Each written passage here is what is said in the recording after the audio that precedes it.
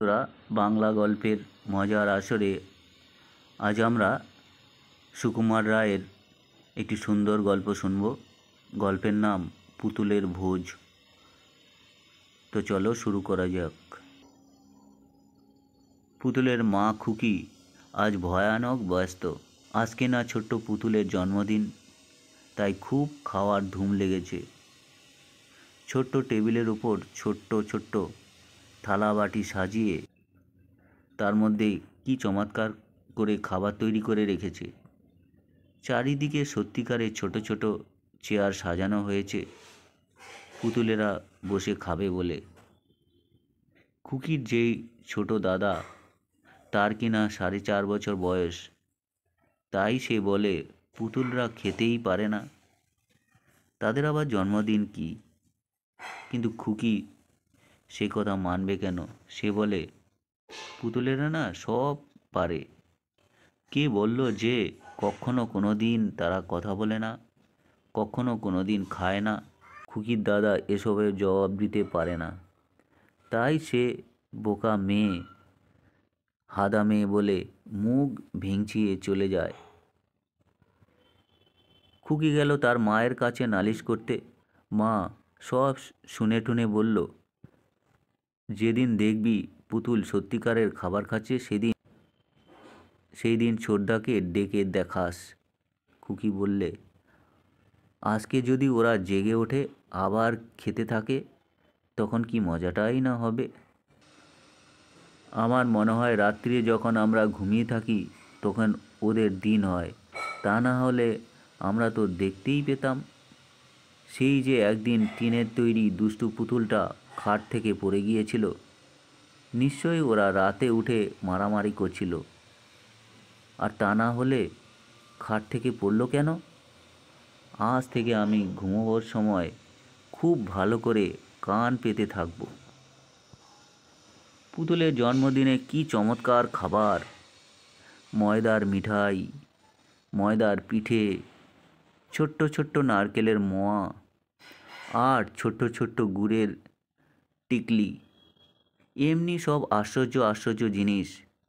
রাতে শোবার আগে খুকি তার পুতুলদের ঝেড়ে মুছে নাইয়ে খাইয়ে ঘুম পাড়ালো আর বলে দিল, এই দেখ, খাবারটা আবার রইলো, রাতে উঠে খাস। কোথায় কে বসবে, কোনটার পর কোনটা খাবে, ঝগড়া করলে কে কি শাস্তি পাবে, সব বলে তারপর দুষ্টু পুতুলটাকে খুব বকে ধমকে আর ছোট্ট পুতুলকে জন্মদিনে জন্য খুব খানিকটা আদর টাদর করে তারপর খুকি গেল বিছানায় শুতে।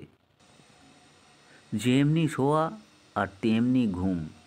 খুকিও ঘুমিয়েছে, আর অমনি ঘরের মধ্যে কাদের টিপ টিপ পায়ের শব্দ শোনা যাচ্ছে। তাদের একজন খুকুমনির জুতোর কাছে, ঘরের কোণে ছবির বইগুলোর কাছে, পুতুলদের চাদরের ঢাকা খাটের কাছে ঘুরে বেড়াচ্ছে। এটা ওটা শুকছে আর কুটুর কুটুর করে এতে ওতে কামড়িয়ে দেখছে। খানিকটা বর্ণপরিচয়ের পাতা খেয়ে ফেলল, ভালো লাগে না। জুতোটার ফিতেটা চিবিয়ে দেখল, তার মধ্যে কিছু রস নেই। টিনের পুতুলটাকে কামড়িয়ে দেখল, ওরে বাবা কি শক্ত। এমন সময় হঠাৎ অন্ধকারে চোখ পড়ল। টেবিলে সাজানো ওসব কী রে? দৌড়ে চেয়ারে টেয়ারে উল্টিয়ে এক লাফে টেবিলের উপরে চড়ে সেই একটুখানি সুখেই ব্যস্ত হয়ে বলল, কিচ কিচ কি? তার মানে, ওগো শিগগিরই এসো, দেখে যাও। অমনি টিপ টিপ টুপ টুপ ট্যাপ ট্যাপ থপ করে সেই রকম আরও একটা এসে হাজির। ঠিক এই রকম লোমে ঢাকা ছাই রং, সেই রকম লম্বা সরু লেজ, আর সেই রকম চোখা চোখা নাক আর মিটমিটে কালো কালো চোখ। দুজনের উৎসাহ আরও বেড়ে গেল। এটা কি সুন্দর, ওটা কেমন চমৎকার। এমনি করে দেখতে দেখতে যত খাবার সব চেটেপুটে খেয়ে শেষ। পরদিন সকালবেলায় খুকি ঘুম থেকে উঠে দেখল, ও মা, কি আশ্চর্য, সব খাবার শেষ হয়ে গেছে। কখন যে পুতুলগুলো জেগে উঠল, কখন যে তারা খেলো, আবার কখন যে আবার ঘুমোলো, কিছুই সে টের পায়নি। খেয়েছে খেয়েছে, সব খাবার খেয়েছে বলে এমন চেঁচিয়ে উঠল যে মা, বাবা, ছোটদা, বড়দা সবাই মিলে ছুটে এসে হাজির। ব্যাপার দেখে আর খুকির কথা শুনে সবাই বলল, তাই তো, ভারী আশ্চর্য। খালি ছোটদা বলল, তা বই কি, ও নিজে খেয়ে এখন বলছে পুতুল খেয়েছে, দেখ তো কি অন্যায়।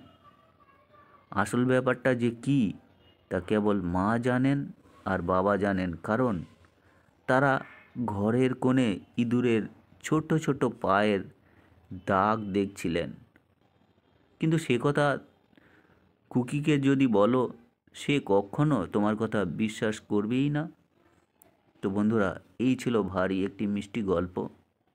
গল্পগুলো শুনে তোমাদের যদি ভালো লাগে, চ্যানেলটির পাশে থাকবে, সাবস্ক্রাইব করবে। সকলে ভালো থাকবে, ধন্যবাদ।